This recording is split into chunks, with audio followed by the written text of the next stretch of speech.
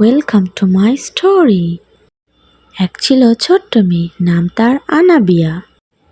একদিন সে বাড়ির পেছনে চকচকে রঙিন এক জাদুর টুপি পেল। সে টুপি মাথায় পড়তেই এক আশ্চর্য ঘটনা ঘটল। সে চাইলেই যে কোনো জায়গায় যেতে পারত। প্রথমে সে উড়ে গেল মেঘের মধ্যে আর পাখিদের সঙ্গে নাচল। তারপর সে গেল ক্যান্ডিল্যান্ডে, যেখানে গাছে গাছে চকোলেট ধরে।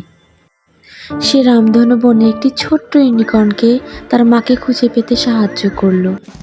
যখন সে টুপি পরতো, নতুন এক অ্যাডভেঞ্চার শুরু হতো।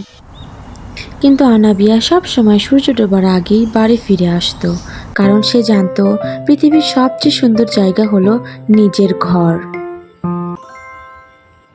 আর সেই দিন থেকে আনাবিয়ার জীবন ভরে উঠল জাদু, স্বপ্ন আর মজার অভিযানে। শেষ।